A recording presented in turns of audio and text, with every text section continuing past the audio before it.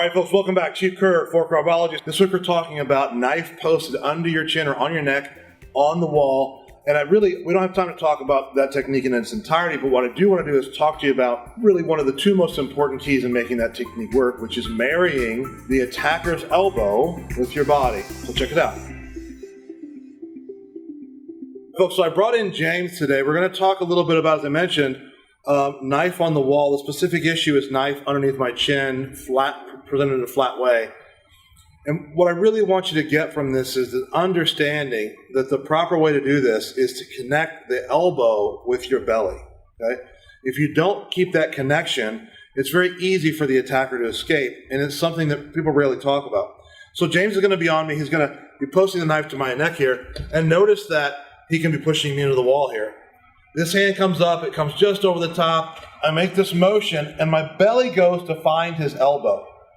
Then as I pull my body back, I turn, but I keep his elbow on my belly. And it creates this kind of pull. Come on back. So the kind of action we're trying to create off of the wall is just an action where I'm pulling James, the elbow, from his side of the knife hand to my side of the knife hand. And once I do that, I'm pulling the elbow down, and he takes a knee. Or he would fall down. People don't expect it. They can kind of plump down.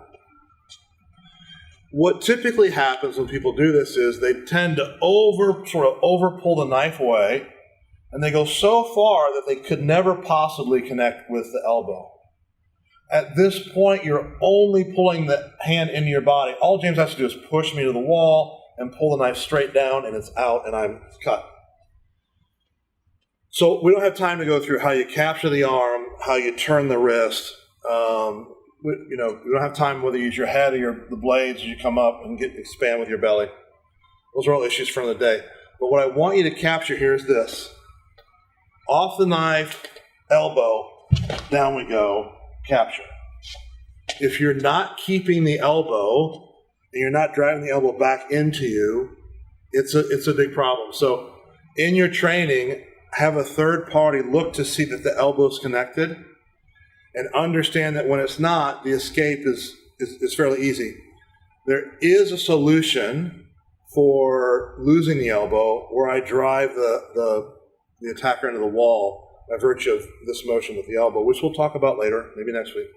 But for now, understand, capture, make sure you're out of the sort of sphere of influence of the blade, and keep the elbow pressed to your body.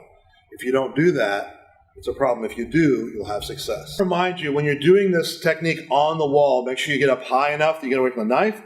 You pull the elbow down low enough that you get away from the knife, but not so low that you miss the elbow. And marry the elbow with your body, and then take your elbow back with your body, so that you essentially pull the elbow on your side of the knife hand, and then pull the person down by their elbow.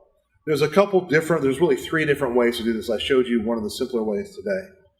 But this is the key to doing this technique. Obviously, I want you to address the danger, get off the blade. But if you don't do this, you have to have a powerful mitigating action. We'll talk about that next week. For this week, this piece is enough. Practice this. Have a third party come in and look at the gap, if there's a gap, and help you to identify when the elbow's on your body and when it's not. For me personally, I can feel it, but different strokes, different folks. As always, please remember to subscribe, drop down, leave us notes or messages in the box provided, and always walk in peace.